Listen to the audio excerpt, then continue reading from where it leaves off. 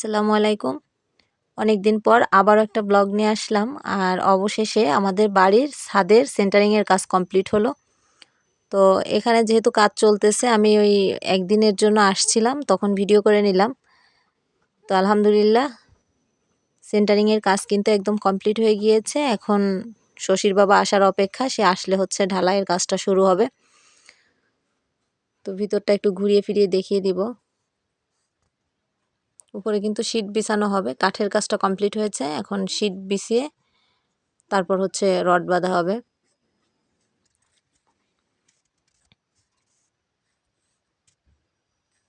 তো আমি আর কি রড নিয়ে আসছিলাম, তো তখন আর কি কাজটা দেখে নিলাম আর ভিডিও করে নিলাম। তো সামনের বারান্দা থেকে শুরু করে হচ্ছে ভিতরের 3টা রুম ছাদ হচ্ছে, আর পিছনের যে বারান্দাটুক শুধু সেইটুক হচ্ছে বাকি থাকতেছে। ওখানে অ্যাডবেস্টারের টিন দেওয়া হবে, যেখানে আর কি পাকের ঘর। আর বাথরুম 2টার উপরে তো ফলস ছাদ দেওয়া আছে।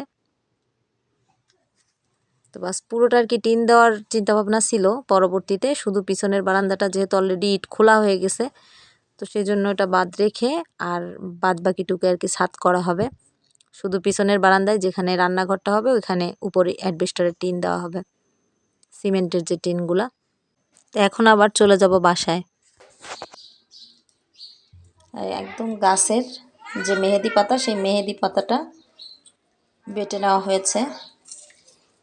অরিজিনাল একদম অথেন্টিক প্রোডাক্ট হবে এটা চুলের জন্য।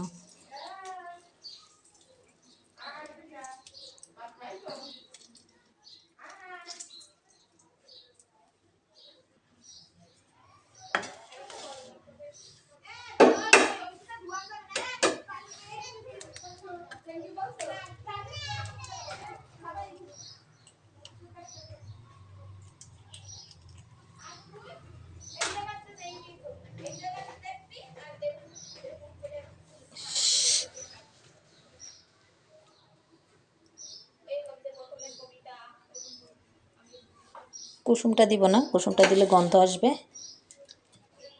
তো যাই হোক, একটুখানি পড়ে গেছে, কোনো ব্যাপার না। এখন খুব ভালোভাবে মিক্সড করে নিব উপকরণগুলো। খুব সুন্দর করে মিক্সড করে নিতে হবে, যাতে 3টা একবারে মিশে একরকম হয়ে যায় পেস্টটা। তারপর এটা চুলে অ্যাপ্লাই করব। বাস হয়ে গেল একদম অথেন্টিক হেয়ার কেয়ার প্রোডাক্ট।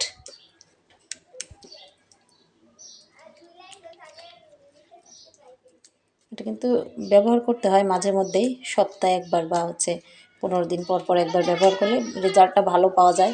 অনেক দিন এরকম মেনটেন করতে হয়।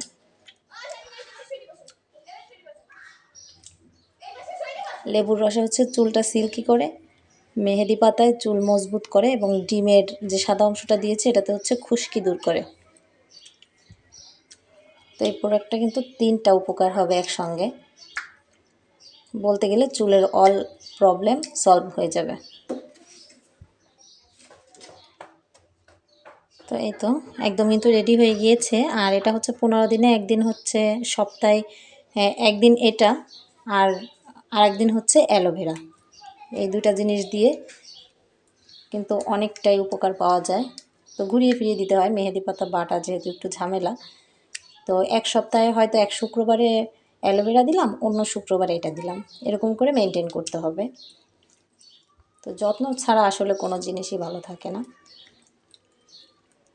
তো সকল ধরনের প্রবলেম কিন্তু সলভ হবে যদি আমরা এটা কিছুদিন পর পর ব্যবহার করে যেতে পারি, এভাবে একটা না। ব্যাস এখন সমস্ত চুলে এবং চুলের যে চামড়াটা আছে, স্ক্যাল্পটা আছে, স্ক্যাল্পেও খুব সুন্দরভাবে কিন্তু অ্যাপ্লাই করব এখন। তো চুলের মধ্যে যেহেতু মেহেদি লাগিয়ে রেখেছি, তো একটু ঠান্ডা লাগছে, এই জন্য একটু চা খাবো এখন, যাতে শরীরটা একটু গরম হয়। তো গ্রামের বাড়ির যেহেতু কাজ চলছে, ওখানে কিন্তু আমরা রড কিনে দেওয়ার জন্য গেছিলাম। তো রড কিনে দিয়ে আসলাম। আর ওখানে আমার দেবররা আছে, আমার শ্বশুর শাশুড়ি আছে, ওনারা একটু দেখাশোনা করেন, এই আর কি। তো আমরা যেহেতু এখানে থাকি, শহরে থাকি, তো সেখানে শহরের বাসাতেই চলে আসলাম। আসলে বিভিন্ন কারণে এখান থেকে তো যাওয়া যায় না, যেহেতু এখানে থাকি সব সময়ের জন্য। এখান থেকে একেবারে একাধারে থাকতে পারছি না, যেহেতু শশীর বাবাও বাসায় নাই। তো এই ঝুই ঝামেলাগুলো আমারই করতে হচ্ছে, কোথায় কি লাগবে। পরে হচ্ছে এই যে রড টড কিনে দেওয়া, এগুলো আমিই করলাম। যাই হোক, এখন আর কি কাজকর্ম শেষের পর্যায়ে। তো গ্রামের বাড়িতে ছাদের কাজটা, ছাদ ঢালাইয়ের কাজটা হয়ে গেলে একটুখানি নিশ্চিন্ত হব। তো যাই হোক, সবাই দোয়া করবেন যেন ভালোই ভালোই সব কিছু হয়ে যায়। তো বিভিন্ন সমস্যার মধ্য থেকে আসি আর কি, তো সব কিছু তো আর বলা যায় না। তো যাই হোক, এইদিকে আমার চাটা কিন্তু কথা বলতে বলতে হয়ে গিয়েছে। এখন হচ্ছে চাটা আমি খেয়ে নিব। আর মেহেদি যখন মাথায় লাগানো হয় তখন কিন্তু বেশ ঠান্ডা, আর শীতের দিনে কিন্তু আরও বেশি ঠান্ডা লেগে যাওয়ার চান্স থাকে। তো এটা দুপুরের আগে লাগিয়ে রাখার চেষ্টা করতে হয়, যাতে করে দুপুরের মধ্যে আর কি গোসলের সময় ধুয়ে ফেলতে পারি রোদ থাকতে থাকতে, তা না হলে কিন্তু ঠান্ডা বসে আবার শরীরটা অসুস্থ হয়ে যায়। তো বাড়ি থেকে আসার পরে হালকা পাতলা রান্নাবান্না করে নিয়েছি, ওগুলো আর শেয়ার করার মতো তেমন কিছুই নাই, তো এই জন্য আর কি শেয়ার করিনি। যাই হোক, আজকে টুকটাক যে এক্সট্রা কাজগুলো করলাম সেগুলো একটু আপনাদের সাথে শেয়ার করলাম, যেহেতু অনেক দিন ব্লগ ট্লগ দেওয়া হচ্ছে না। আসলে বাচ্চাদের পরীক্ষা গেল, এদিকে ঘরের কাজ, তারপর হচ্ছে গ্রামের বাড়ির কাজ, এইগুলো নিয়ে আর কি ভিডিও এডিট করার সময় হয়ে ওঠে না। তো যার কারণে ইউটিউব থেকে একটু দূরেই সরে গিয়েছিলাম। তো ভাবলাম অনেক দিন ভিডিও দেওয়া হয় না, তো যাই ভিডিও করা আছে টুকটাক কাজকর্মের, তো সেটা আর কি আপলোড করে দেই। তো যাই হোক, চাটা খেয়ে এখন একটু বিকেলের নাস্তা বানাতে চলে আসলাম। দুপুরের খাওয়ার দাওয়া কিন্তু কমপ্লিট করে নিয়েছি অলরেডি। একটু হচ্ছে নিমকি বানাবো, তো তার জন্য আটার মধ্যে সুন্দর করে একটু তেল দিয়ে ছেনে নিয়েছি, তার মধ্যে দিয়ে দিয়েছি কয়েকটা কালো জিরা, দেখে বুঝতেই পারছেন।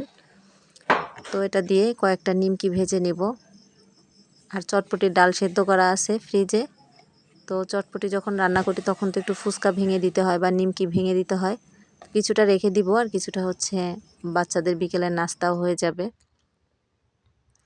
তো যাই হোক, তেল দিয়ে আটাটাকে সুন্দর করে মেখে নিয়েছি, মেখে নিয়ে এখন হালকা গুঁড়ি দিয়ে বেলে পাতলা করে নিব।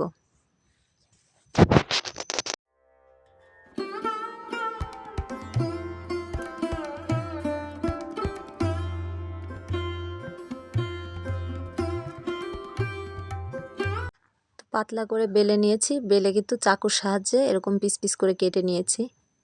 তো ভালো করে একটু ছাড়িয়ে নিচ্ছি, আর এটা কিন্তু তেলটা গরম করে এইভাবেই তেলের মধ্যে দিয়ে ভেজে নিব।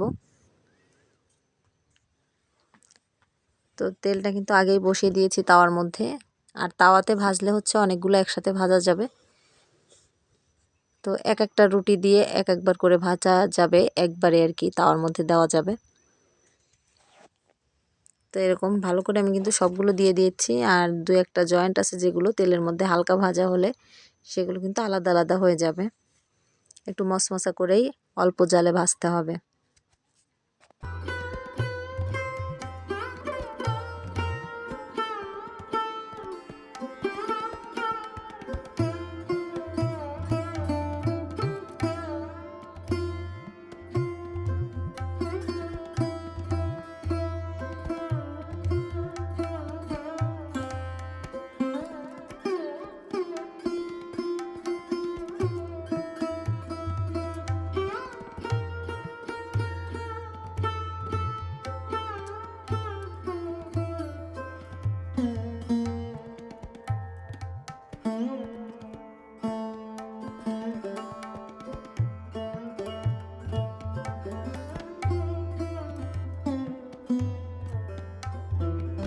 ব্যাস, এই তো তৈরি হয়ে গেল মচমচা নিমকি ভাজা।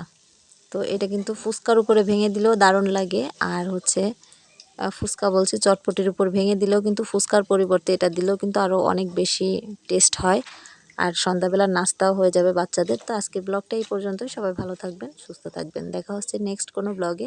সেই পর্যন্ত আল্লাহ হাফেজ।